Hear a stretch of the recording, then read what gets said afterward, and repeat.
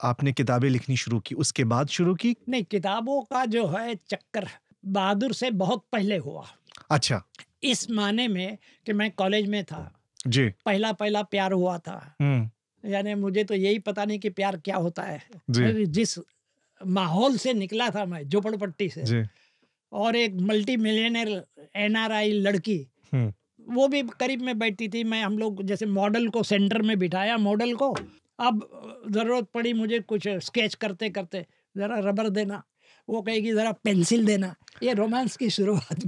फिर होते होते एक रोज़ लड़की ने कहा कहीं हम बाहर चले। मैंने कहा हाँ हाँ बाहर चलते हैं। बड़ा खुश हो गया, हम चिड़ियाघर जाएंगे। स्केचिंग करते करते करते फिर प्यार बढ़ता गया जी। और जिस रोज प्यार टूटा, यानी मेरे पर तो आसमान गिर पड़ा। Tell me and I forget. Teach me and I remember. Involve me and I learn. Look for the silver lining whenever a cloud appears in the blue. Hello and welcome to Between Us. Make every conversation count. In conversation today with a painter, writer, founder of Drop Dead Foundation, and a true polymath, Mr. Abid Surti. Where did the story start from? The day I was born, it started. Yes. Painter, author, environmentalist, cartoonist, and now, and much more, I would say. Right. It's just beginning. That's a right word. Yes. Because I'm into theater also. Yes. Into acting also. Yes. Which nobody knows it. Yes. So let's begin from the very beginning. I started with painting. एक आप लोग कहते हैं ना default mechanism, जी जो भीतर था जी वो आर्टिस्ट का था। I used to make doodles in the school. Classroom में बैठे बैठे टीचर कुछ भी बोल रहा है तो मैं डूडल्स बनाते रहता था जी। तो मेरे बगल में एक बच्चा बैठता था, उसने कहा कि इतने छोटे छोटे क्या बना रहे हो तुम?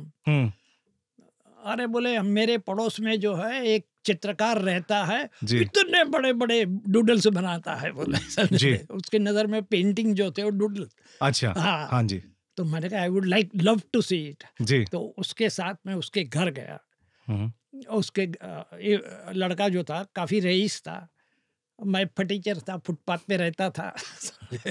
और वहाँ गया तो देखा कि उस घर में करीबन 3-4 बेडरूम थे और जो शख्स उसमें रहता था R.J. चीनवाला उसके सरनेम थे। He was basically a photographer जी। और उसने एक पेंटर को अपने घर में जगह दी थी। पेंटर के पास जगह नहीं थी काम करने के लिए, तो उसने कहा कि भाई मेरे घर में बैठ के करो, मेरा कमरा खाली है। उसी तरह उसे एक राइटर मिल गया जो कहीं प्रेस के अंदर मशीन के नीचे कहीं सोता था वो, तो उसको भी पिकअप करके वो अपने घर ले आया। तो वो राइटर भी वहाँ था एक कमरे में, खुद फोटोग्राफर, राइटर, पेंटर। तो पेंटर के मैंने देखे he was making miniature paintings into such a huge form. अच्छा। मिनिएचर का मतलब होता है छोटा होता है ना जी। तो इमेजिन दैट राजस्थानी मिनिएचर्स और मुगल मिनिएचर्स, अगर किसी ने इतने बड़े वॉल साइज के बनाए हो तो मैं तो देखकर चकरा गया और मैं देखता ही रहा, उठ ही नहीं रहा था। तो फिर मिस्टर चीन वाला ने कहा यू लाइक दिस वर्क? मैंने कहा I love to see it. तो बोले तुम रोजाना आया करो इधर। अच्छा। तो मेरे भीतर जो था ना आर्टिस्ट जो बैठा हुआ था वो अब बाहर खिल कर आ गया। इन लोगों का गाइडेंस मिला। इसके साथ में वो राइटर भी जुड़ा हुआ है। वो राइटर भी काफी इंस्पायर मुझसे हुआ, मैं उससे हुआ जी। उसको बड़ी हैरत होती कि इतने अच्छे से आइडियाज इसको कैसे आते हैं। Imagine I was not even 10 years, तब की बात है। तो चाइल्ड प्रोडिजी थे आप। बिल्कुल, यू कैन से दैट। तो इस तरह आर्ट जो है मेरे मन में बैठा ही हुआ था और इसका इन लोगों का सपोर्ट मिल गया तीनों का। दे 3 बिकेम माय गाइड लाइफ के अंदर जी। और उन्होंने मुझे जो गाइडलाइन दी मैं धीरे धीरे उनकी गाइडलाइन पर चलने लगा। इमेजिन मैं बच्चा, मेरे 3 दोस्त, 3 मस्केटियर्स, कौन थे? Senior citizens. और इस उम्र में भी आप अभी बच्चे ही हो। और मेरे दोस्त भी बच्चे ही हैं, जी जी, टीनेजर्स बिल्कुल ही है। बिल्कुल बिल्कुल। चलिए, जो आर्टिस्ट आपके अंदर था या पेंटिंग जो आपका, वो ऐसे ही अपने आप आ गया कि आप ऐसे कुछ मेरे देखते का थे? डिफॉल्ट मैकेनिज्म था, जी। ऑटोमेटिक ही। जैसे आपने किसी ने पौधा लगा दिया, बीज बो दिया, जी। तो ऑटोमेटिक पौधा बनता है। हम्म। तो वैसे बीज मेरे में था, इन लोगों ने उस बीज को निकाल के पौधा बना दिया जी। उसका। तो जैसे एज यू ग्रू अप, तो उसके बाद फर्स्ट आपका जो करियर था, it started as a cartoonist, right? If I understand correctly. No, I wanted to be a painter. अच्छा। और पेंटिंग को सपोर्ट करना it's a very expensive hobby आज भी। आज भी बिल्कुल बिल्कुल। कैनवास खरीदना, कलर, ये वो। तो पेंटिंग को, आर्ट को सपोर्ट करने के लिए मैंने कार्टूनिंग भी शुरू किया, मैंने राइटिंग भी शुरू किया। जो भी क्रिएटिव काम है सामने है, तो उस काम को I can very easily turn it into a profession. तो राइटिंग को भी मैंने प्रोफेशन बना दिया, कार्टूनिंग को भी बना लिया। राइटिंग में ये था कि मुझे पता ही नहीं था कि भाई राइटर कौन प्रेमचंद है और कौन हमारे गुजराती के मेघानी और ये सब है, मुझे कुछ पता नहीं था।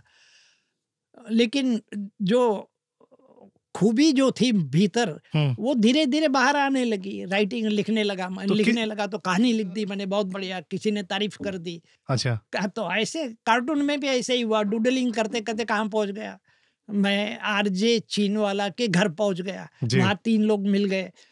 तो ये इन 3 लोगों ने मुझसे कहा, मैं तो बेचैन था कि मैं आर्ट स्कूल में भर्ती हो जाऊं, लेकिन इन तीनों ने पकड़ के रखा मुझे, अभी नहीं, पहले एसएससी यानी 10th पास करो, बाद में सोचो। जे स्कूल जा, जे आज जे कॉलेज है वो जी। तो ये जो गाइड करते रहे मुझे, और धीरे धीरे मैं आगे बढ़ता रहा।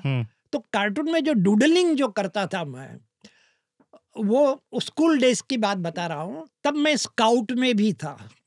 अच्छा। स्काउट मूवमेंट बड़ा पावरफुल था स्कूल्स के लिए, पता नहीं क्यों अभी एकदम से गड्ढे में चला गया, मुझे समझ में नहीं आ रहा है।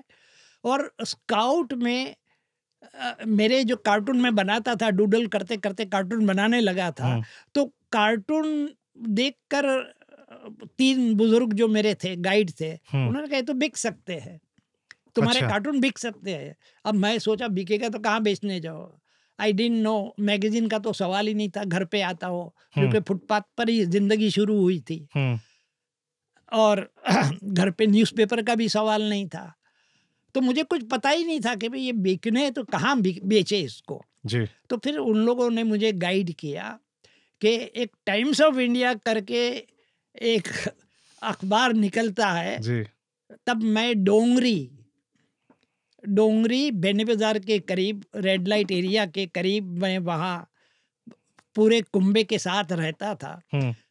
तो वहाँ से टाइम्स जो था, टाइम्स ऑफ इंडिया की बिल्डिंग जो थी, 10 मिनट्स वॉकिंग डिस्टेंस। तो बोले आप वहाँ जाइए, बेचिए। लेकिन हिम्मत नहीं हो रही थी, इतनी बड़ी बिल्डिंग में कैसे जाऊंगा अंदर जी। तो स्काउट का मैं जिक्र कर रहा था कि मैं स्काउट में था, और स्काउट में हर साल एक दिन आता था। उस दिन को स्काउट के हमारे बुजुर्ग लोग जो थे, मैनेजमेंट करने वाले, वो उसको खरी कमाई डे। कैसे? खरी कमाई डे। डे अंग्रेजी शब्द पहली बार हिंदी में घुसा जी। ये भी मैंने महसूस किया। मैंने कभी हिंदी तो हिंदी शुद्ध बोलते थे, उर्दू तो उर्दू शुद्ध बोलते थे। कभी कोई वर्ड या तो कन्वर्ट हो जाए वर्ड, या पर्पसली कुछ मकसद हो, तो इसमें मकसद के साथ आया था, वर्ड आया था, इसकी जरूरत नहीं थी। खरी कमाई डे, तो डे अंदर आया। उस दिन सारे scout they have to earn their bread. Okay. इतनी बढ़िया, इतनी खूबसूरत ये मुहिम थी स्काउट वालों की। कोई बच्चा जो है हैंडीक्राफ्ट में फ्लावर बनाकर बैठ जाता था फुटपाथ पर बेचने के लिए। कोई बच्चा बुट पॉलिश शाइन करने के लिए एक डिबिया और एक ब्रश लेके बैठ जाता था।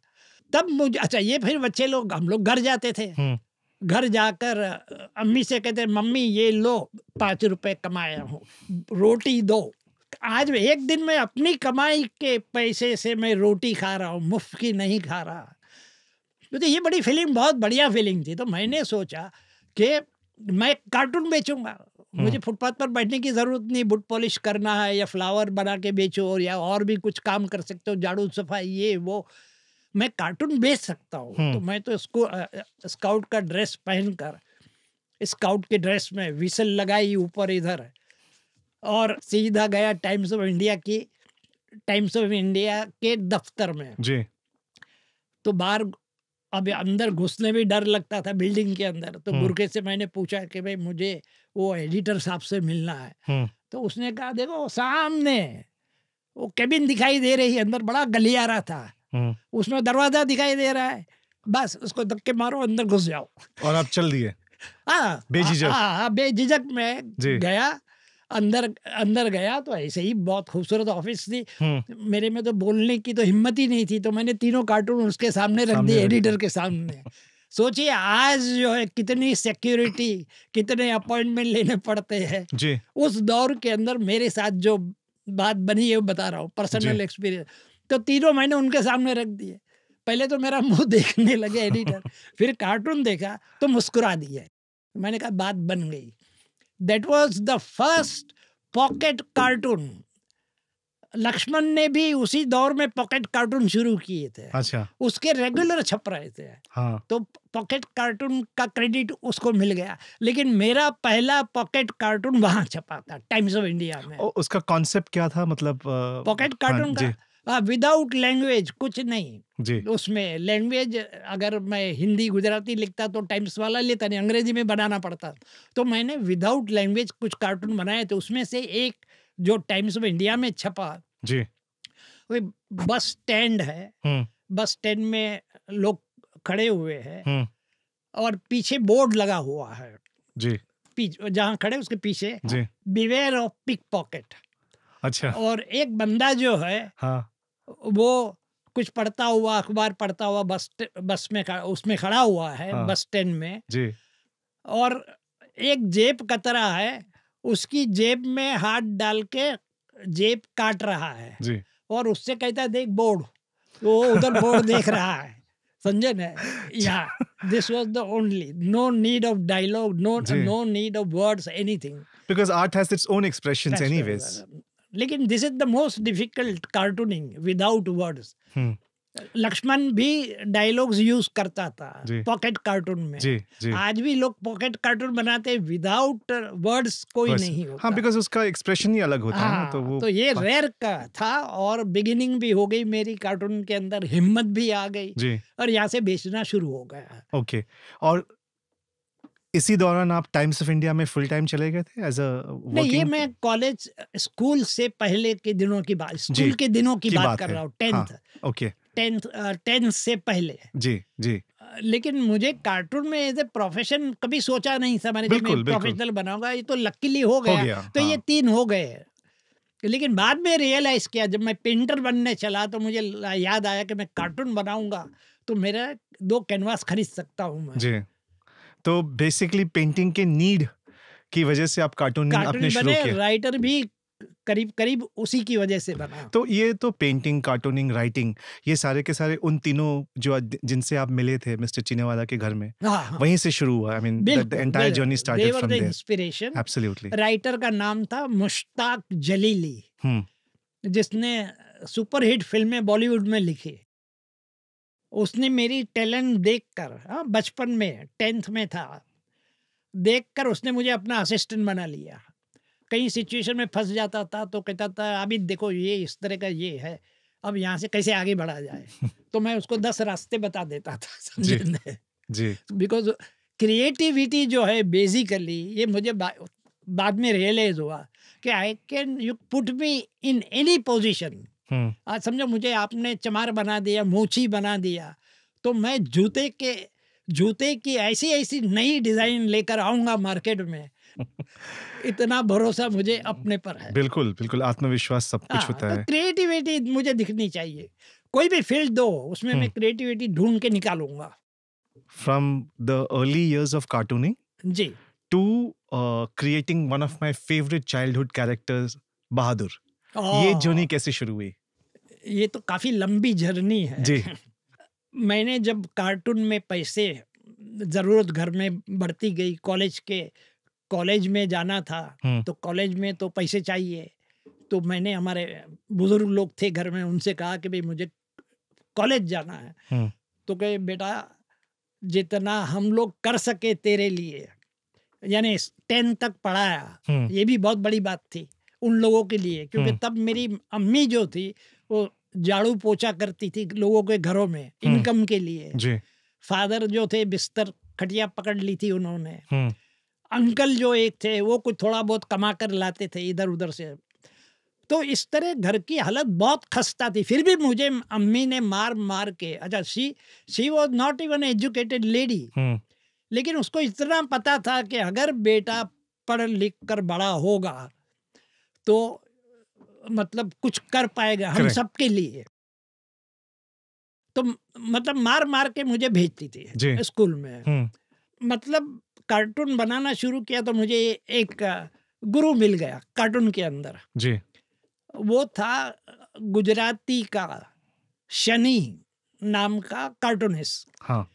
और उसमें इतनी क्षमता थी कि वो वॉल्ट डिज्नी ऑफ इंडिया बन सकता था जी. लेकिन वो जर्नलिज्म में गया और वो भी येलो जर्नलिज्म में आगे बढ़ गया, समझे ना? भी हमारे चारों तरफ वही है। हाँ जी.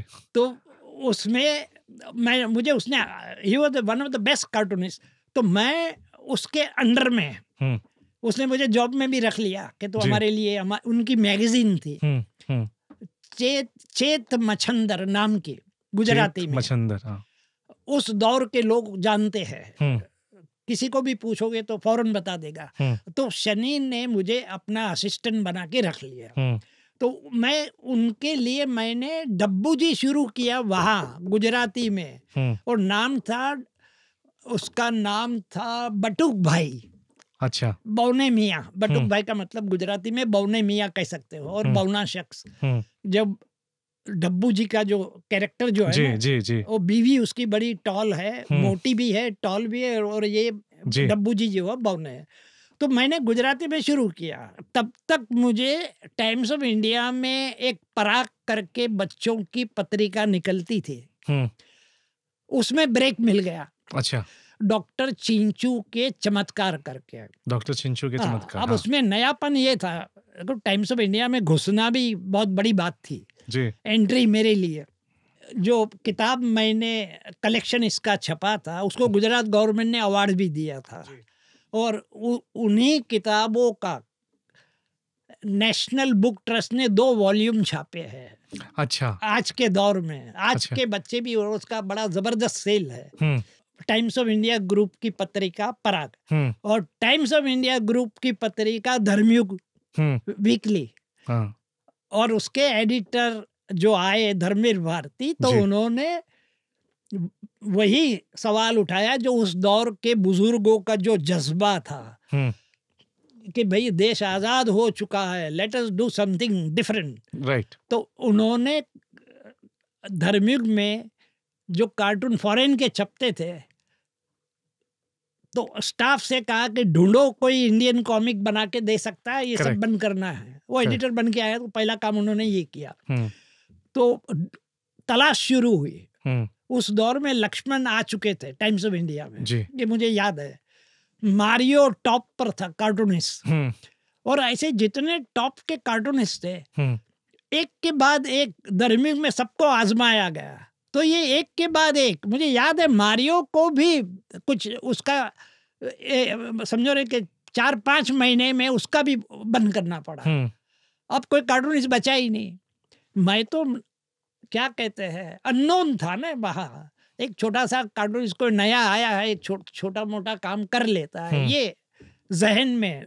बिल्कुल. हाँ, तो मुझे तो ट्राई करने की जरूरत ही नहीं थी, लेकिन अब कोई बचा ही नहीं तो अब कहाँ जाए। तो फिर वो धर्मयुग वाले मेरे पास आए कि भाई हमारे लिए कुछ करोगे। तो मुझे स्ट्राइक हुआ कि जो गुजराती के लिए बनाए हैं, और मैं जा रहा था नैनीताल की टूर पर। तो मैंने क्या किया, वो जो पुराने जो थे गुजराती, उनकी लिपि बदल दी, लैंग्वेज चेंज करके मैंने हिंदी करके उनको दे दिया, पूरे का पूरा बंज 3 महीनों का। हाँ, मैंने कहा आप छापते रहो। आई वॉज श्योर कि ये निकल जाएगा इधर, नहीं होगा तो बंद होगा तो बंद कर देंगे 2 महीने के बाद, 3 महीने के बाद, लेकिन वो इनकम तो शुरू हो जाएगी मेरी जी। तो 1 महीने में पॉजिटिव लेटर आने शुरू हुए कि भाई बहुत बढ़िया फीचर है। देखिए कहाँ गुजराती में 2 इश्यू के बाद नेगेटिव लेटर शुरू हुए, वहाँ ये महीने के अंदर तो प्रशंसा की झड़ियां बरसने लगी, यूं समझ लो जी। और फिर ऐसा चला कि करीबन 25-30 साल चली, 30-40 साल तक, 30 से भी ज्यादा साल तक नॉन स्टॉप। बहादुर का जर्नी बताइए। आई थिंक 1976 में आई थी बहादुर की पहली 76 में जी पहले। वहां भी यही हुआ, जब मैं टाइम्स ऑफ इंडिया में एंट्री हो गई जी और धर्मयुग में कामयाब हो गया, तो वहीं इंद्रजाल कॉमिक में Mandrake the magician, Lothar, Phantom और ये सब, लोथार ये सब छप रहे थे वो। तो वहीं बुजुर्ग लोगों ने बुलाया कि भाई कुछ हमारे लिए करो, कुछ इंडियन सुपर हीरो लेके आओ, इंडियन सुपर हीरो लेकर आप आइए जी। उनको कोई ऐसा शख्स चाहिए था जो राइटर भी हो और आर्टिस्ट भी हो। तो रेयर कॉम्बिनेशन कहाँ मिलेगा? कार्टून में तो चल जाता है छोटा मोटा जो होता है ना, लेकिन ये पूरा कॉमिक तो राइटर होगा तो ही कहानी चाहिए। हाँ, पूरी स्टोरी चाहिए और वो कैरेक्टर्स चाहिए। बिल्कुल। तो मुझे बुलाया गया, आप कर सकोगे? मैंने कहा गिव मी 1 मंथ, 1 महीना दीजिए, मैं ट्राई करता हूँ, अगर बात बन जाती है तो ठीक है। तो मैंने सारा रिसर्च शुरू किया जी, मेंटली प्रिपरेशन शुरू कर दिए, और मैंने रियलाइज किया बुराई के खिलाफ जंग कैसे लड़ी जाए जी, इविल के खिलाफ, डेविल के खिलाफ। तो एक अच्छा कैरेक्टर और 10 बुरे कैरेक्टर, इस तरह का सेटिंग होता है। सारे सुपर हीरो स्टोरीज वो पकड़ लिया रूट। उस हिसाब से मैंने सोचना शुरू किया। अगर आज मेरे पास कोई आता और मुझसे कहता कि आज आपको कॉमिक नए कुछ सोच के लाना है, तो सोच तो मेरी वही रहती है कि भाई बेस तो आज भी वही है, बिल्कुल बिल्कुल, इविल और ये यस। तो मैं आज टेररिज्म को इन्वॉल्व करता जी, टेररिज्म इविल, उसके सामने एक बंदा है लड़ रहा है, तो बहादुर वही है।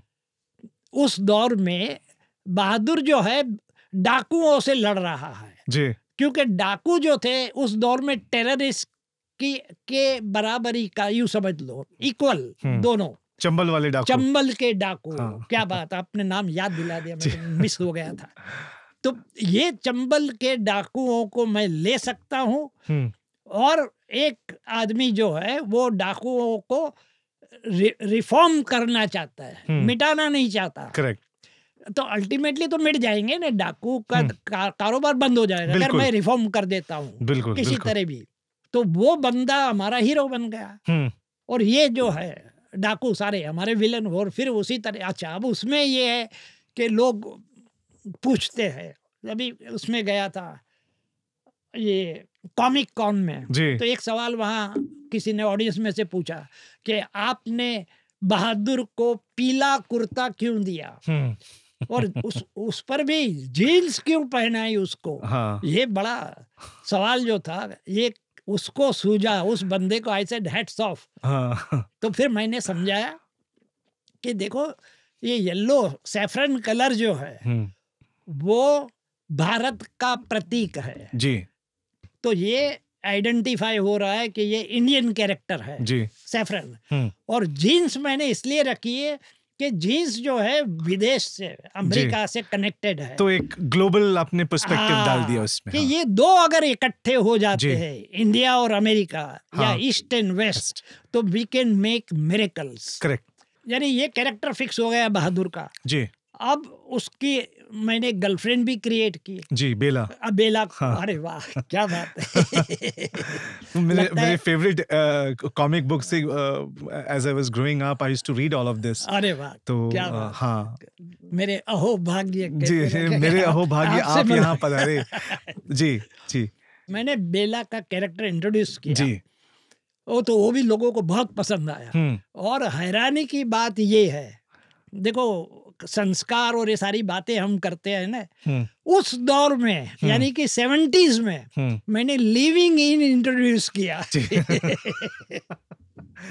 बिल्कुल बिल्कुल लोगों किसी ने ऑब्जेक्शन नहीं लिया, बिल्कुल बिल्कुल तो ये एक्सेप्ट हो गया। बिल्कुल। और आज लोग कह रहे हैं यार तुमने लिविंग इन किया तब शुरू करवाया तुमने भारत में, पायोनियर हो तो उसके, तो कोई बोले ऑब्जेक्शन नहीं हुआ, किसी ने कोई लेटर बेटर। मैंने कहा भाई कोई, मुझे तो अब तक पता है, मुझे तो यही पता नहीं था कि मैंने लिविंग इन शुरू करवा दिया। जी जी।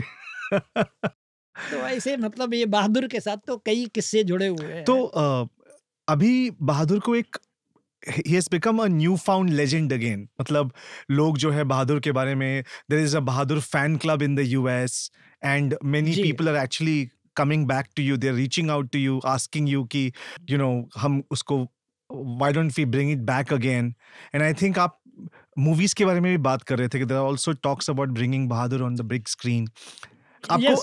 आपको कैसा लगता है when something which you've created probably 46-47 years back आज भी लोगों के मेमोरीज में है, especially in the youth, आपको ऐसा लगता है कि there is a, क्योंकि अभी back in India there is a lot of लोग कह रहे हैं भारत के कल्चर, भारत के स्टोरीज, उसकी वजह से भी आपको लगता है कि the Bahadur is coming back, people are wanting to know more about Indian superheroes? ये सही बात है जी, लेकिन उसमें कुछ टेक्निकल प्रॉब्लम जो है कॉपीराइट के, और उसमें बहादुर फंस गया है। अच्छा। तो लेकिन आपकी ये बात बिल्कुल सही है कि पीपल वांट बहादुर बैक। बिल्कुल। ये इसका पता ऐसे चलता है कि जैसे Shahrukh Khan approach me, he wanted to be बहादुर, तभी वो फिल्म चली हुई थी उस दौर में, वो स्पाइडरमैन रिलीज हुई थी। अच्छा। थिएटर में। हाँ। और बड़ी चर्चा में थी, बड़ी अच्छी फिल्म, रिस्पॉन्स उसका कमर्शियली भी बड़ी कामयाब फिल्म थी वो जी। तो ही अप्रोच में शाहरुख खान कि ही वांटेड टू बी बहादुर। अच्छा। उसने आज भी अपनी मेज पर पीछे बैठता है, वहाँ बहादुर का पोस्टर लगा के रखा हुआ है। जी। भाई लोग तो धर्म के पोस्टर लगाते हैं ना जी, कामयाबी के लिए, तो उसने धर्म का लगाया है लेकिन एक तरफ, लेकिन बहादुर बड़ा प्रोमिनेंट। जी। तो मुझे बड़ा अच्छा लगा वो देखकर। हाँ। तो इसने अप्रोच किया और ये हुआ कि पहला सवाल उसने जो किया कि भाई कॉपीराइट किसके पास है? बहादुर के। मैंने कहा ऑफ कोर्स मेरे पास है। आप क्रिएटर हैं। हाँ, क्रिएटर, और कानून कहता है कि जो क्रिएटर होता है he is the copyright holder. आपको रजिस्टर करवाने की गवर्नमेंट में इधर जरूरत नहीं है। बिल्कुल।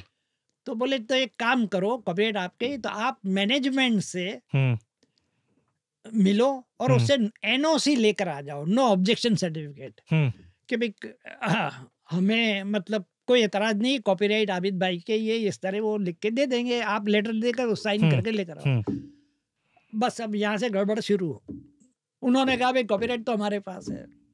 अच्छा। तो अभी एज अ पब्लिशिंग हाउस। हाँ, एज अ पब्लिशिंग, हमारे यहाँ जो छपता है वो सब हमारा ही कॉपीराइट होता है। एनीवे, बाद में जाके उन्होंने कॉपीराइट करवा भी लिया ऑफिशियली। अच्छा, तब तक कॉपीराइट था नहीं उनके पास? नहीं था। हाँ। कोई सवाल ही नहीं था ना कॉपीराइट का। तो जी जी, कॉपीराइट नेचुरली होता है ये, लेकिन उनको ये शायद पता चला होगा कि ये बहादुर जो है करोड़ों रुपए का धंधा आज कर सकता है, आज जी, भी जी। उसके बाद भी लाइन से यानी ये सुपर हीरोज मेरे पास आए, सेलिब्रिटी हीरोज शाहरुख खान की तरह। एक साउथ में से अभी आया, उसको भी बहादुर बनना था। और सबको मैंने सच्चाई बता दी, भाई देखो ये सिचुएशन है, if you want to gamble you are most welcome. तो जब आपने बहादुर लिखी थी उस वक्त ही वाज फाइटिंग चंबल के डाकू, एंड अगर आज के दौर में हमें बहादुर को वापस लेके आना है तो ऑब्वियसली जो इविल है वो तो चेंज हो जाएगा ना। राइट। तो इस दौर का फिर सोचो नहीं, इस दौर के अंदर सारी टेक्नोलॉजी का यूज मिलेगा हमें। एब्सोल्युटली। उस दौर में मैंने ये किया था कि बहादुर जो है, तब वो चाइनीज और जापानीज फिल्में बड़ी फेमस हुई थी, कुंफू फाइट और जी, ये जी। इस तरह के फिल्मों में, वहाँ की फिल्मों में, फिर जी। यहाँ की फिल्मों में भी एंटर हो रहे थे। मैंने बहादुर जो है गांव में है, उसका सेंटर जो है बिल्कुल विलेज गांव बिल्कुल। में है, हाँ वो बम्बई आता है हाँ। ये सीखने के लिए कुंफू कैसे लड़ा जाता है, ये कैसे लड़ा जाता है, वो टेक्निक सीख के बिल्कुल वापस आ जाता है। बिल्कुल। तो आज होता तो आज टेक्नोलॉजी सीखने बहादुर यहाँ आ जाता बम्बई में। बिल्कुल। और वो बहादुर का एक यूनिट था ना, नागरिक सुरक्षा दल, right, citizen right, security force. Correct correct correct. उसके अलावा मुझे अभी भी याद है मुखिया, सुखिया। हाँ, देवर द मोस्ट पॉपुलर कैरेक्टर। आज भी लोग जी। ट्रेन में इधर उधर मिल जाते हैं तो मुखिया और सुखिया, जी। बहादुर बेला को नहीं याद करते। तो एक जो बहुत इंटरेस्टिंग मुझे लगा वो ये कि आपने जिस तरह से उसको प्रेजेंट किया है, ऐसा लग रहा है जैसे हम कॉमिक नहीं मूवी देख रहे हैं। Correct correct. तो उसके पीछे की कहानी मुझे मालूम है, क्योंकि उसके पीछे एक दूसरी कहानी है जहाँ पर आपको बॉलीवुड का एक्सपीरियंस मिला था, फिल्म इंडस्ट्री का एक्सपीरियंस राइट आया था। Right right. तो उसके बारे में थोड़ा बताइए। ये तब की बात है कि जब मैं कॉलेज में भर्ती होना चाहता था जी। और बुजुर्गों ने कह दिया हमारे पास तो कुछ पैसे है नहीं, तुझे जाना है तो यू फाइंड योर वे जी। And you find your resources, जो भी है। अब मैं सोच में पड़ गया कि भाई क्या करें, कहीं नौकरी ढूंढनी पड़ेगी। मतलब अगर नौकरी ढूंढता हूँ, एक दोस्त ने बताया कि भाई मिल भी जाती है तेरे को तो वो नौकरी 10 to 5 होगी, तो तू Right. कॉलेज में जाएगा या नौकरी करेगा? जी। तो बोले कोई ऐसी नौकरी तुझे चाहिए जहाँ तुझे फुल फ्रीडम हो, और वो नौकरी है फिल्म इंडस्ट्री, यानी कि बॉलीवुड आज जिसे हम कहते हैं। जी। तो मैंने कहा वहाँ कैसे, वहाँ काम नहीं होगा क्या? तो बोले वहाँ शूटिंग होगी महीने में 1 बार या 2 बार, और दिन में 1 शॉट होता है। जी। तो उस दौर के अंदर आज तो मतलब 3 महीने में पूरी फिल्म कंप्लीट हो जाती है। जी। उस दौर में अगर किसी ने 3 महीने क्या 6 महीने साल में कंप्लीट की तो बोले डाउटफुल है, ये फिल्म नहीं चलेगी, दम नहीं होगा इसमें। सही बात हाँ, 12 साल मुगल आजम, 14 साल ये वो तो वो बड़ा रुतबा था उसका। तो बोले तो आजा, बाद में हम सोचते हैं। अच्छा, वो फिल्म इंडस्ट्री से जुड़ा हुआ था। जी। तो वो मुझे ले गया, मुझे टाइटल दिया गया 4th असिस्टेंट डायरेक्टर। काम क्या था? स्पॉट बॉय का। अच्छा। झाड़ू मारना, जो मेरी अम्मी किया करती थी घर घर में। जी। तो मैं तो अपना जो बेसिक काम किया, फिर स्टूडियो में बाहर बैठ जाता था। बाहर जहाँ फिल्म आर्टिस्ट लोग भी काम खत्म हो गया तो लाइटिंग के अंदर बैठने के बजाय बाहर बैठना ज्यादा पसंद करते। जी। तो मैं वहाँ भी कहीं ओटे पर के इधर बैठ के, और मेरे पास शरद बाबू का पूरा सेट था, वो मैं पढ़ रहा था। जी। ये बहुत इंटरेस्टिंग है क्योंकि you are a big fan and he inspired you a lot. Correct, बिल्कुल सही बात है। जी। वहीं से मोटिवेशनल मुझे वो टेक्निक समझ में आने लगी लिखने की। हाँ, लिखने की। और उसके साथ मुझे ये एहसास हुआ कि भाई Sharad Babu, I can do this. Right. अच्छा, ये जुमला जो है if you can I can, ये लाइफ टाइम में चलता रहा। यानी मेरे लिए कोई चीज नामुमकिन नहीं। लेकिन उसमें मैं एक और चीज ऐड ये करूंगा कि विथ जो हम बाद में बात करेंगे, आप with your drop dead foundation, now you are saying if I can, या रिवर्स। बिल्कुल जी। जी। बिल्कुल सही बात है। तो ये मतलब वहाँ बाहर बैठता था, पढ़ता था, तो ये लोग बड़े वो हैरत से देखते थे जी। कि भाई ये कैंटीन बॉय, स्पॉट बॉय यानी कैंटीन बॉय, यार ये शरद बाबू पढ़ रहा है, कोई बात है इसमें। जी। लेकिन किसी ने कोई हिम्मत नहीं की मुझे पूछने की या केयर नहीं किया। और एक रोज ये हुआ कि जो फिल्म में मैं फर्स्ट फिल्म जो थी मेरी, वो सुप्रिया चौधरी के साथ, हिंदी, सुप्रिया चौधरी की पहली हिंदी फिल्म जी। बेगाना टाइटल था उसका। तो वहाँ सुप्रिया चौधरी जो थी बैठी हुई थी, उसके बगल में चंद्रिमा भादुड़ी बैठी हुई थी जी। और वो कुछ धर्मिक शायद उसके हाथ में था, धर्मिक ही पढ़ रही थी। तो धर्मिक में और दोनों गपशप लड़ा रहे थे जी। और सुप्रिया मुझसे कह रही है मेरे सैंडल लेकर आओ, फौरन मेकअप रूम में पड़े हुए। तो मैं दौड़ा गया, सैंडल लेकर आया, तो उसने पैर लंबा कर दिया। जी। पहना लो। तो फिर मैंने सैंडल लिए, उसके पैर में डाले, फिर बुट पॉलिश वाले जैसे करते हैं ना, ऐसे चमका के, जी वो भी खुश हो जाए। मैंने कहा, सफाई की तो बीमारी थी मुझे, दूसरा भी किया।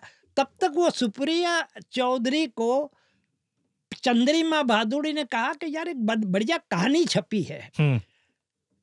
तो उसने, सुप्रिया ने कहा कि कौन सी, क्या है, कौन है राइटर उसका, अपना बंगाल का है, कहाँ का है? बोले नहीं, कोई आबिद सुरती नाम का है। अरे बोले वो तो ये है। हाँ। अरे तरीके तो सब उछल पड़े इधर से। हाँ। कि राइटर, इतना बड़ा राइटर जूता साफ कर रहा है यहाँ। डायरेक्टर, सबको पता चला यूनिट में, डायरेक्टर को भी पता चला। तो डायरेक्टर आया, खड़े हो जाओ, अब कल से you are a dialogue director. Supriya ji Bengali है, उसके डायलॉग तुम सुधारोगे, हिंदी में बोलना है, प्रोनाउंसिएशन उसके सही हो जाए। जी ये तुम्हारा जिम्मा है कि सेट पर वो नहीं होना चाहिए कि डायलॉग नहीं सही आ रहा है। This was the main idea. ये जो बॉलीवुड का एक्सपीरियंस था, जी हाँ, ये एक्सपीरियंस आपको बहादुर के कॉमिक लिखते वक्त काम आया? बहुत यानी अनबिलीवेबल। आज मुझे भी विश्वास नहीं हो रहा है कि बहादुर के जितने भी कॉमिक राइटर्स हैं इंडिया में आज भी, मोस्ट ऑफ देम, मेरा मोस्ट से मेरा मतलब ये है कि 99% they don't have the sense of composition. मैं चित्रकार भी रहा हूँ, एडिटर भी रहा हूँ, तो आई नो दोनों एंगल से मैं आई कैन वर्क आउट। और स्टोरी टेलर भी हैं आप? हाँ, स्टोरी टेलर, राइटर भी हूँ मैं। अब टोपी उतारनी पड़ेगी। तो इसमें बड़ा एक एडवांटेज मुझे जो मिला, क्योंकि मुझे मेरी कीमत मिल रही थी जो मैं चाहता था उस दौर के अंदर। मैंने कुछ 20-25 हज़ार मांगे थे तो अप्रूव हो गए थे जी कि इन लोगों को अपना कॉमिक्स डिपार्टमेंट ओपन करना था। नॉर्मली जैसे वहाँ हुआ टाइम्स ऑफ इंडिया में, वैसे यही हुआ कि एक बार सेटल हो गए ये लोग, इनके कैरेक्टर। बहादुर वहाँ बना था इंद्रजाल कॉमिक्स में, यहाँ इंस्पेक्टर आज़ाद, इंस्पेक्टर विक्रम, शुजा, कई कैरेक्टर्स इंट्रोड्यूस किए। और एक राम मोहन करके one of the best animation artist India का, वन ऑफ द बेस्ट नहीं, दी बेस्ट मैं कहूँगा। He was also cooperating with me. अच्छा। हाँ, उसको भी मैं गाइडलाइन भेजता था, भाई ये कैरेक्टर को इस तरह वर्कआउट करना, तो बेचारा बना के देता था जी। ऐसे टैलेंटेड लोगों को। तो सारा सेटिंग बन गया। तो फिर मैनेजमेंट ने आके मुझसे कहा कि भाई वही घाटे में चल रहा है, समझे ना, कोई हमारे फीचर खरीद नहीं रहा है, तो हम चाहते हैं कि ज़रा मैं समझ गया, ज़रा का मतलब है कि कट 50%। मैंने कहा जो डील हुआ है हमारा, if you can not keep that deal, find someone else. मैं चला, तो मैं तो अपना ड्रॉअर ओपन किया, उसमें मेरा जो दो सामान जो कुछ था वो लिया, फाइल बगल में लगाई, निकल गया वहाँ से जी। तो ये बहादुर में जो चार्म जो आया वो सारा थैंक्स टू बॉलीवुड। आपने किताबें लिखनी शुरू की, उसके बाद शुरू की? नहीं, किताबों का जो है चक्कर बहादुर से बहुत पहले हुआ। अच्छा। इस माने में कि मैं कॉलेज में था जी। पहला प्यार हुआ था। यानी मुझे तो यही पता नहीं कि प्यार क्या होता है जी। जिस माहौल से निकला था मैं, झोपड़पट्टी से जी।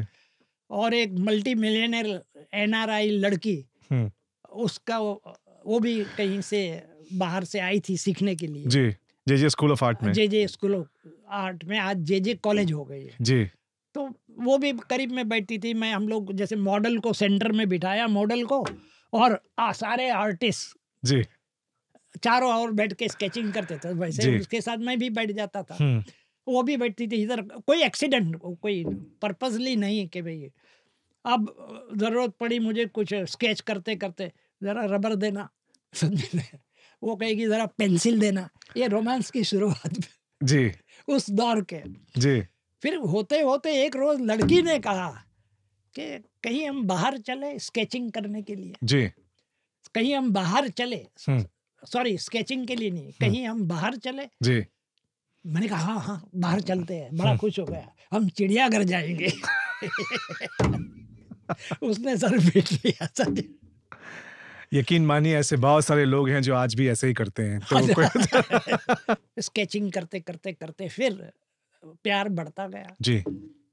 और जिस रोज प्यार टूटा, हम्म, यानी मेरे पर तो आसमान गिर पड़ा। हम्म, और मेरी समझ में नहीं आ रहा था कि मैं करूं क्या, कि मैं तो बड़ा शर्मीला, एक जो झोपड़पट्टी से आता है और सारे रईस लोग आसपास, उस दौर में जे स्कूल जो है, आज जो जे कॉलेज है, वहाँ कोई जाता ही नहीं था। 10th करने के बाद, एसएससी करने के बाद लोग साइंस में जाएंगे, साइंटिस्ट बनना है, मैथ्स कोई लेगा, कोई और कुछ लेगा, जो जो अलग अलग सब्जेक्ट। लेकिन इसमें जिसको कहीं भी एडमिशन नहीं मिला तो वो जे में आएगा। तो यहाँ सारे सब वो उस तरह के, और सब रईस, 99% रईस। गरीब आदमी तो आएगा ही नहीं ना, कि इसमें जाएंगे तो घाटे का सौदा है। कमाई के क्या, कमाई का कोई जरिया नहीं है ना पेंटिंग में। उस वक्त भी पेंटिंग और आर्ट में इतना कोई अपॉर्चुनिटी नहीं, आज भी नहीं है उतना। जी। आज कुछ गैलरीज ओपन हुई है, लेकिन वो भी चुने हुए 2-4 को, बाकी बस, कहाँ जाते हैं भाई, correct. आर्ट स्कूल से कितने निकलते हैं। करेक्ट। तो ये सिचुएशन थी तब। जैसे ही बिजली गिरी मुझ पर जी। कि अब मैं किससे कहूँ मैं, हाँ। क्योंकि मेरा कोई दोस्त ही नहीं था जी। जिससे इंटीमेट बात कर सकूं मैं, कि अब शेयर कर सकूं, वैसा कुछ था ही नहीं। जी। तो मैं काफी सोच रहा हूँ सुसाइड कर लूं, सोच रहा हूँ शहर छोड़ के भाग जाऊं कहीं, इस तरह के जो ख्याल, डिप्रेसिंग जो ख्यालात आते, वो सारे माइंड में चल रहे थे। और तब कहीं से मुझे लिंक मिली कि भाई जो कुछ तुम्हारे भीतर है तुम कह नहीं पा रहे हो तो लिख डालो। बिल्कुल। तो मैं फिर ये आइडिया मुझे अच्छा लगा, मैंने कहा यार देखते कुछ फर्क पड़ेगा मेरी बीमारी में। तो मैं ढेर सारे कागज लेकर आया। रिमेंबर के तब चौल सिस्टम में हमारा पूरा कुंबा रहता था, मैं फुटपाथ पे सोता था और खाने पीने के लिए ऊपर जाता था।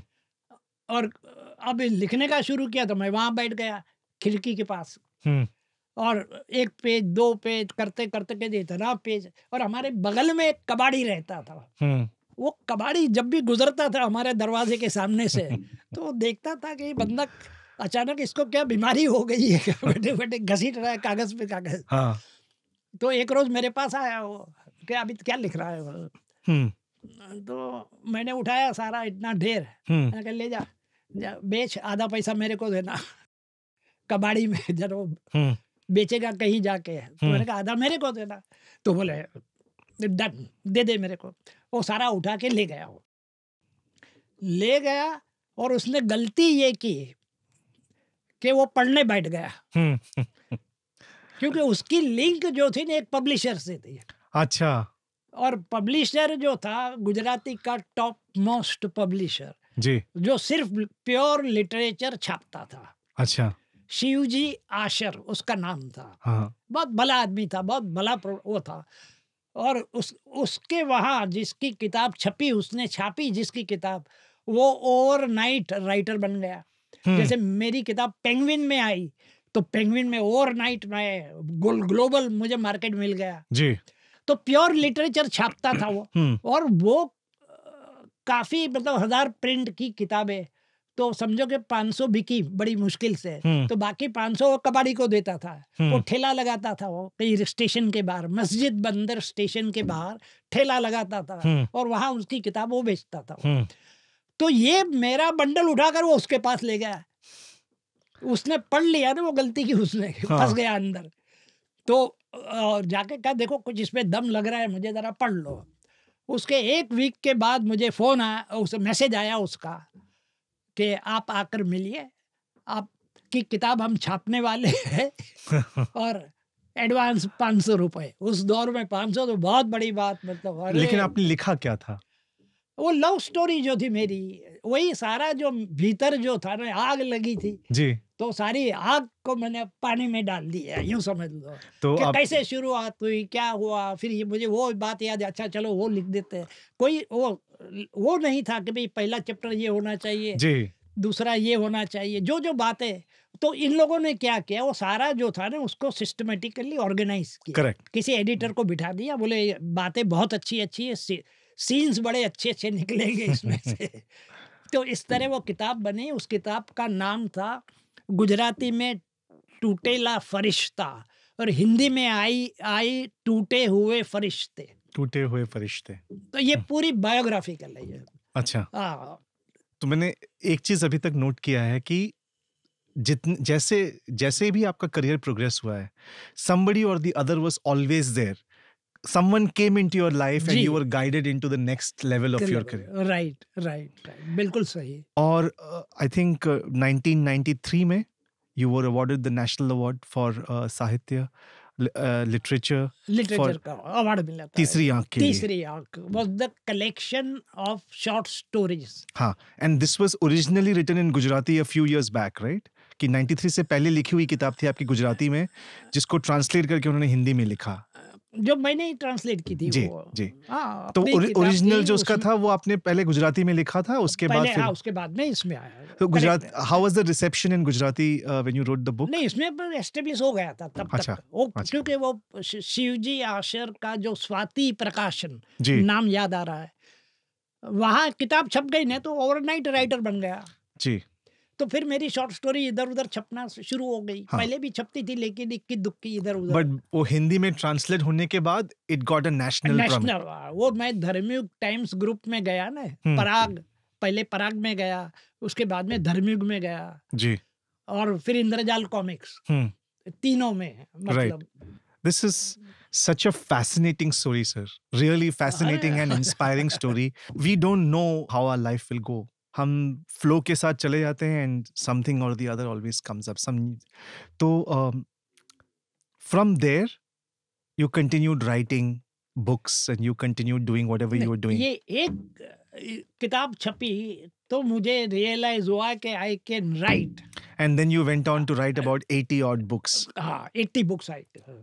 And then came the biggest change in your life, or the biggest calling of your life, which is Drop Dead Foundation in 2007. So until 2007, painter, cartoonist, writer, I think there is also something about theater which came in your life, right? आप theater में भी dabble करने लगे थे, तो वो किताबें लिखते लिखते हुई थी कि थिएटर हमेशा से आप जुड़े हुए थे? जुड़े हुए इस माने में कि कॉलेज में छुटपुट नाटक किया करते थे, जी। Inter college drama competition. Hmm, तो ये ड्रामा कंपटीशन में I started writing also plays and performing, अच्छा, और on अवार्ड भी, stage, on stage. और अवार्ड भी जीत रहा था। इसके बाद क्या? यस, इसके बाद काफी कुछ होता रहा, लेकिन जो असली बात जो हुई, हम्म, मुझे ये एहसास हुआ, जो एहसास मेरे बचपन से जुड़ा हुआ था। जी, मैंने पहले बताया है कि हम लोग फुटपाथ पर सोना होता था, तो पानी का प्रॉब्लम भी फुटपाथ वालों को ही होता है। जी, तो हमारे घर में वहाँ नल था, लेकिन चौल में जो एक खोली थी उसमें नल था, लेकिन पानी इतना कम आता था या कभी आता ही नहीं था। तो हम लोगों को कतार लगानी पड़ती थी फुटपाथ पर, एक जो पब्लिक टैप, जी, पब्लिक का जो नल जो था ना, वहाँ कतार सवेरे 4 बजे से लग जाती थी। जी, तो कभी अम्मी भी लगाती थी, कतार में खड़ी रह जाती थी, कभी मुझे भी ले जाती थी। और कभी ऐसा होता था कोई बीच में घुस गया तो मारपीट शुरू हुई, तो किसी को पानी कुछ नहीं मिला, क्योंकि आधे घंटे तक पानी रहता था। जी, तो ये सारी लड़ाइयाँ जो मैंने देखी थी, वो मेरे भीतर ही भीतर उम्र बढ़ती गई, सब कुछ पीछे छूटता गया, लेकिन ये दर्द जो पानी का था वो धीरे धीरे बढ़ते हुए फोड़ा बनता गया। और मैं जब किसी दोस्त के घर जाता था, वो देखता था कि कहीं किचन में या बाथरूम में कहीं भी कोई नल टपक रहा है, तो बड़ी तकलीफ होती थी मुझे। उससे कहता था जा जरा ठीक करवा ले यार उसको। तो बोले हाँ हाँ हो जाएगा। 6 महीने के बाद उसी के घर गया वापस, वही नल टपक रहा था। अब मैंने उसको डांटा, तेरे से नहीं कहा था मैंने कि इसको रिपेयर करवा ले, तो वो भी भड़क गया। तुझे मालूम है, तुझे प्लम्बर लोग आते ही नहीं है छोटे काम के लिए। अब मैं चौंका, मैंने कहा दिस इज द, ये वजह उसकी जो है सही है। और दूसरी वजह उसने कही कि यार चंद बूंदे ही तो जा रही है ना। जी, ये बहुत बड़ी प्रॉब्लम है, आज भी ये प्रॉब्लम है ना। हम केयर ही नहीं करते। जैसे हम नल खुला छोड़ते हैं, कहीं कहीं हम कभी कभी हम घर से बाहर निकलते हैं तो लाइट ऑन करके चले गए, पंखा ऑन करके चले गए, सही बात है ना। तो अपने दोस्त के घर में थे और नल उसने नल रिपेयर नहीं किया था, तो मैंने उसको डांटा, उसने मुझे डांटा, और डांटने के बाद उसने कहा कि भाई ये छोटे काम के लिए कोई प्लम्बर आता नहीं है। तुम, और दूसरा उसने ये कहा कि चंद बूंदे ही तो जा रही है ना, कोई गंगा तो नहीं बह रही, क्यों माथा फोड़ रहा है तू। ये दो बातें मुझे चिपक गई। तो मैं सोचने बैठा तो धीरे धीरे मुझे ख्याल आया कि बात उसकी सही है दोनों, लेकिन इसका सॉल्यूशन भी आसान है। एक प्लम्बर को लेकर जाओ, इन सब के नल फ्री में ठीक कर दो जी। और एक संडे को मैं गया प्लम्बर लेकर, अरे सब बड़े दोस्त हैरान, मतलब एक के घर दूसरे के घर, जितने घर अपने जाने पहचाने थे सब लोग बड़े खुश हुए। और उनसे ज़्यादा खुशी मुझे इसलिए मिली कि मेरे भीतर जो आग थी वो थोड़ी शांत हुई, और मुझे लगा कि ये काम करने जैसा है। लेकिन ये आग बचपन से थी, शायद आप अलग अलग काम कर रहे थे तो इसलिए आपको समझ में नहीं आ रहा था, बट ये पानी वाला जो इशू है ये आपके माइंड में हमेशा से थी, हमेशा से रहा। और ये सारे काम करते हुए भी मैं देख रहा था कहीं पानी गल रहा है तो मैं छोड़ के वहां जाता था, नल बंद कर देता था। इस तरह की हरकतें मेरी चलती रही थी जी। और दूसरा मुझे लगा कि ये काम करने जैसा है। और उसका एक जो सवाल जो था कि चंद बूंदे ही तो जा रही है, तो उसका जवाब भी मुझे मिल गया।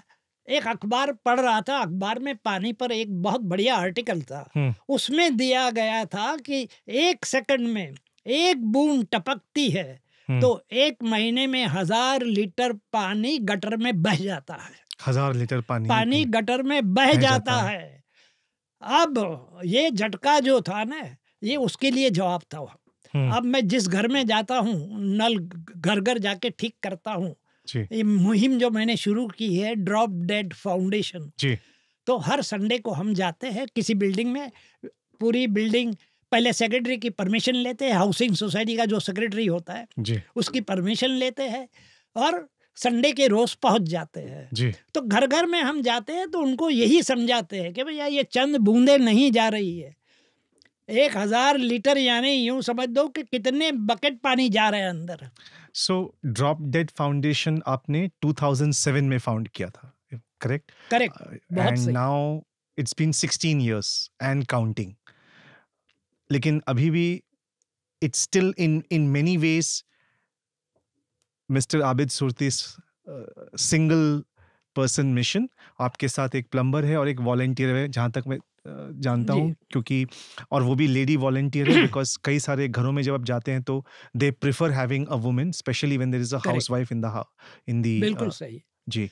पहले वॉलंटियर नहीं थी, हाँ, पहले जो थे मैं और प्लम्बर दोनों मिलके चले जाते थे जी। तो मैंने देखा कि लोग थोड़े हिचक रहे थे, कुछ लोग, चंद लोग जी। और कहीं मैंने देखा कि मुंह पे दरवाजा ही मार देते थे। मुझे सोचना पड़ा कि ये ऐसा क्यों हो रहा है। ये भाई जब हम सेक्रेटरी की परमिशन लेकर आए, कुछ मार्केटिंग के लिए नहीं आए, कोई ये प्रचार के लिए नहीं आए पॉलिटिकल पार्टी के, और प्लस हमने पैम्पलेट भेजे हैं हर घर के अंदर। मंडे को परमिशन ली, शनिचर को पैम्पलेट हर घर में डाल दिए हमारे पैम्पलेट के, भाई हम कौन है, ताकि उनको पता चले कि भाई ये ड्रॉप डेड फाउंडेशन वाले जो है वो कोई धंधे वाले नहीं है। तो दरवाजे सारे खुल जाने चाहिए, तो 90% तो खुल जाते थे, लेकिन ये चंद लोग क्यों नहीं खोल रहे हैं, ये दिमाग में घूमता रहा। तो फिर बात समझ में आई। वो ये बात मेरे दिमाग में जो बात आई वो ये थी कि हम घर घर जाते थे तो प्लम्बर आगे खड़ा रहता था बंद दरवाजे के, बेल बजाने से पहले उसके पीछे मैं खड़ा रहता था, फिर प्लम्बर बेल बजाता था और लोग पहले थोड़ा सा खोलते थे और मुंह पे मार देते थे जो डरते थे हमसे। हाँ। और लोग तो मुंह देख के फौरन खोल देते, आइए आइए आइए तशरीफ लाइए कर, इस तरह। तो ये जो मुंह पर मारने वाले जो थे ना, वो सारे सीनियर सिटीजन थे और अकेले रह रहे हैं, कोई बुढ़िया है, कोई बुजुर्ग है, अकेला रह रहा है। और हमारे प्लम्बर का जो चेहरा जो था वो जरा सा खोल के देखते थे तो वो टेररिस्ट जैसा था, बिन लादेन। और फिर ऊपर लिखा हुआ है ड्रॉप डेड, सोने पर सुहागा, वो बंद कर देते थे। तो मैंने कहा अभी इसका कोई सॉल्यूशन निकालना पड़ेगा। तब आपने फीमेल वॉलेंटियर, तब हमने ज्वाइन हाँ। ऐड की। तो right now this is a very important problem, और आज के डेट में जो है क्लाइमेट एनवायरनमेंट पे लोगों की सोच बदल रही है और भी बदलनी चाहिए। बट आप इस फाउंडेशन में आप अकेले हो, और आपके साथ जो आपको कभी ये मन नहीं किया कि मैं इस फाउंडेशन को बढ़ाऊं और स्प्रेड करूं, ताकि because this is not a problem of one locality और one area, this is a bigger problem to solve. Correct. तो कभी आपने सोचा है कि ड्रॉप डेड फाउंडेशन को और एक्सपैंड किया जाए across the country, maybe globally over a period of time? क्योंकि this is a matter of we probably, if we don't do this today, we may not have a planet left in a few years time. बिल्कुल सही है ना? तो was there a reason कि आपने और लोगों को अपने साथ नहीं जोड़ा, या आपको लगा कि let me see first and see response कैसा है, फिर मैं आगे बढ़ाऊंगा? तो बात सोच तो सही है तुम्हारी। मेरे पास बीबीसी वाले आए थे इंटरव्यू के लिए जी, और बातों बातों में उन्होंने यही सवाल फेंका मुंह पर, ऐसा फेंका कि जैसे पत्थर मारते हैं ना, इसी तरह। नहीं मेरा वो इरादा नहीं था सर। मैं सिर्फ जानना चाहता था। आपका इरादा फूल फेंकने का होगा। जी जी जी। अब उनकी बात भी बड़ी गौर करने जैसी थी। उन्होंने कहा कि आबिद भाई आप ब्रांड बन चुके हैं, सुपर ब्रांड। आपको कोई भी कॉरपोरेशन फंडिंग देने को तैयार बैठा है, जिनके पास जाओगे देगा। क्यों नहीं आप 100 प्लम्बर लेते हो, 100 बिल्डिंग टारगेट करते हो, 100 वॉलेंटियर के साथ प्लम्बर को भेज देते हो जी। आप अपने सिंहासन पर बैठे रहिए और 100 बिल्डिंग एक साथ में हर संडे को, इतवार को जो आप कह रहे हो ना, हर संडे को 100 बिल्डिंग होगी तो कितना पानी बचेगा। मैंने कहा आपकी बात तो बिल्कुल सही है जी, और सोचने वाली भी है, लेकिन मैं फिर ये नहीं कह पाऊंगा लोगों से कि if I can you can. अगर मैंने किसी से कहा तो वो तो कहेगा भाई तुम्हारे पीछे तो बीबीसी का फंडिंग है, तुम तो कुछ भी कह लोगे, हम कहाँ जाएंगे फंडिंग के लिए। तो इसलिए मैंने उनको रिफ्यूज किया और इसीलिए मैं हफ्ते में 1 रोज काम करता हूँ, वो भी 3 घंटे, 2 घंटे या 3 घंटे। एक बिल्डिंग टारगेट की, पहुंच गए, सारी बिल्डिंग ऊपर से नीचे तक सारे नल ठीक कर दिए और अपने अपने घर वापस। तो बेसिकली आप ये कहना चाहते हैं कि मैं चाहता हूं कि मुझे देखकर 10, 50, 100 और लोग ऐसे खड़े हो जाएं जो अपने मोहल्ले में, अपने बिल्डिंग्स में ये काम कर सकें, and let me empower people to do it rather than one person doing it. Correct. तो वो तो हो रहा है बिल्कुल बिना मेरे सोचे। मैंने सोचा भी नहीं था उतनी सफलता मिल रही है मुझे ड्रॉप डेड फाउंडेशन से। एक बार मैं टाइम्स ऑफ इंडिया में एक न्यूज़ पढ़ रहा था कि अगर आपका दरवाजा कोई खटखटाता है, और बड़ी हेडलाइन थी, और आप दरवाजा खोलते हैं और आपके सामने खतरनाक विलन खड़ा है, तो डरना मत, वो गुलशन ग्रोवर है, आपका नल ठीक करने आया है। क्या बात है, फ्री में। टाइम्स ऑफ इंडिया की हेडलाइन, बड़े हेडलाइन के साथ क्वार्टर पेज का न्यूज़ था। अब मैंने तो नहीं कहा उससे कि भाई तू मेरा काम कर या हमारे ड्रॉप डेड ज्वाइन कर ले। इसी तरह गली गली, मोहल्ले मोहल्ले की बात नहीं कह रहा हूँ, लेकिन मैं ये कह रहा हूँ कि विदेश में भी यही हो रहा है। अच्छा। विदेश से कई वहाँ से पत्रकार लोग आए, वीडियो मेकर आए। अब जैसे जर्मनी से एक बंदा आया था, उसने वीडियो बनाया, ड्रॉप डे मेरे साथ रहा 2 दिन, सैटरडे संडे। हम तो इतवार को काम करते, तो सैटरडे को वो आ गया, कुछ घर में शूट किया, ये क्या, संडे को हमारे साथ चला। अब हम लोग घर घर में गए, सारा उसने वीडियो बनाया और बर्लिन, वहां से उसने रिलीज किया तो पूरे यूरोप में दिखाया गया। जी तो ये मुझे कैसे पता चला सारे यूरोप में दिखाया गया, वो तो बर्लिन वाला था। जी तो मुझे ऐसे पता चला कि एक लड़की का फोन आया प्राहा से जी कि sir we are watching you on TV. Hmm मैंने कहा भाई मैं कहाँ से घुस गया तेरी टीवी में। वो लड़की मेरी किताबों पर कुछ पीएचडी के यूनिवर्सिटी में कर रही थी। जी तो मैंने कहा मैं कहाँ से घुस गया अंदर। तो बोले नहीं वो पानी का काम आप कर रहे हैं, मुझे स्ट्राइक जर्मन बंदा ले गया है। हाँ, तो इस तरह ग्लोबली ये मूवमेंट ग्लोबली हो गया है। यही नहीं, ये यूएनओ में भी घुस गया। जी ये इससे बड़ी बात मेरे लिए क्या हो सकती है कि कहाँ फुटपाथ से मैं यूएनओ पहुंच रहा हूँ। जी जी तो ये सफलता का एक बड़ा राज ये भी है कि हमें मायूस नहीं होना है, जी चाहे हम कैसी भी कंडीशन में है। हमें ये याद रखना है कि हमारे लिए आगे बढ़ने का रास्ता खुला है, सिर्फ हमें आंखें खोलने की जरूरत है। और जैसे आपने कहा कि when your intent is clear, then God becomes your. हाँ, वो फंडिंग के बारे में, बट वो सिर्फ फंडिंग के बारे में ही नहीं, वो in general I think life की फिलॉसफी है, राइट? बिल्कुल, अगर हमारी बहुत बड़ी है जी, बहुत बड़ी फिलोसॉफी है। लेकिन जो मैंने जो यूज की है ना, मैं जैसे टॉक के लिए जाता हूँ यूनिवर्सिटीज इधर उधर ऑल ओवर इंडिया, तो वहाँ मैं लोग यही करते कि भाई आप पैसा कहाँ से लाएंगे, हम प्लम्बर को देना, इसको देना। If your intentions are clear, जो डायलॉग आपका है वही डायलॉग मैं वहाँ इस्तेमाल करता हूँ कि अगर आपकी नीयत साफ है, अगर ट्रांसपेरेंसी है, तो God becomes your fund raiser. बिल्कुल, ये बात बहुत बड़ी है। एब्सोल्युटली, क्योंकि दिस इज ये सिर्फ फंडिंग को लेकर नहीं है, in every aspect of our life. Right, बिल्कुल सही है। Abid sir, what next?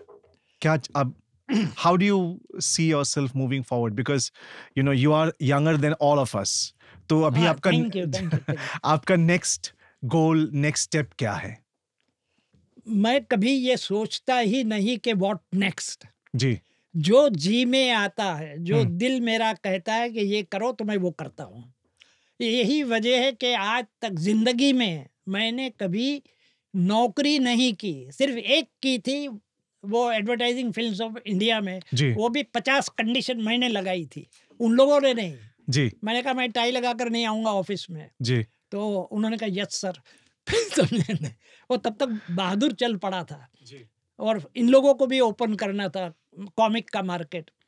मैंने कहा मैं टाइम से नहीं आऊँगा, मैं अपने टाइम नहीं कि 10 से 5 की जॉब है तो आप 9:45 बजे पहुंच जाइए, साइन कीजिए रजिस्टर। मैंने कहा कुछ नहीं करूँगा, मैं अपने वक्त पर आऊँगा और अपने वक्त पर जाऊँगा। ये सारी बातें उनसे एग्री करवा कर फिर मैंने वो जॉब एक्सेप्ट की थी। मतलब I had full freedom. So आप कभी भी आगे का प्लान नहीं करते, you just go with the flow? Nothing. So there is a possibility कि नेक्स्ट कुछ और आ जाए, कोई और मिशन आ जाए और आप आगे निकलेंगे। ये भी सही बात है। ड्रॉप डेड फाउंडेशन के लिए आपका प्लान क्या है?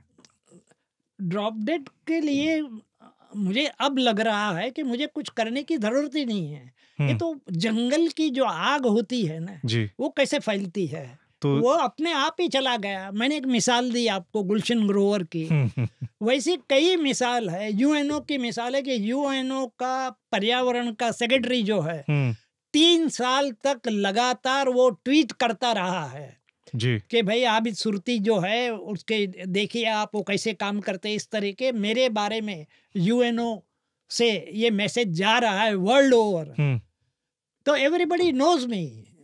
अब मुझे प्रचार करने की भी जरूरत नहीं है, मुझे कुछ उसके लिए सिर्फ मुझे काम करते रहना है। और मैं चाहता हूँ कि if I can you can, इतना सरल काम है। क्यों चल पड़ा ड्रॉप डेड फाउंडेशन? कभी किसी ने ये नहीं सोचा कि इतना वाइल्ड फायर की तरह कई लोग काम कर रहे। मेरे हिसाब से तो इंडिया में ही 1000 से ज्यादा लोग पानी पर काम कर रहे हैं, लेकिन उनको कोई जानता नहीं है एक्सेप्ट एक जो राजस्थान में बंदा कर रहा है, राजेंद्र सिंह के कुछ ऐसा नाम है उसका, जिसको नेगासा से अवार्ड मिला था। जी जी।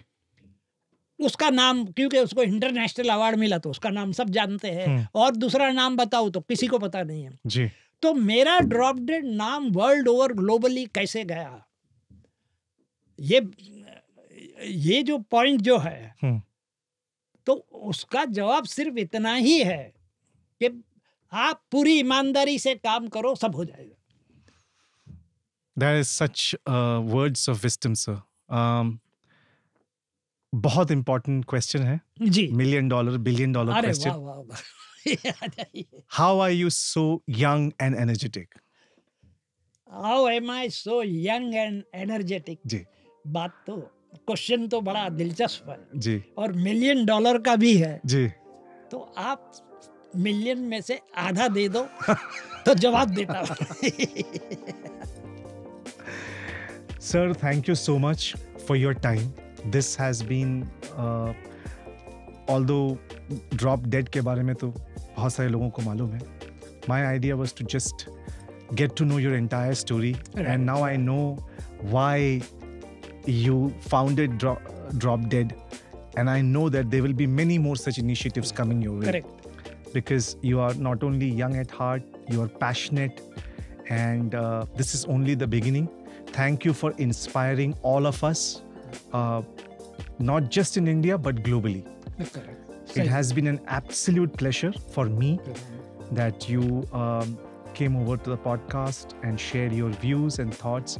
I would always be grateful, and I feel this is the beginning of a very new friendship for me with a very young man. Let's hope. Thank you, sir. Thank you for your time. So that's it for today. Until next time, take care.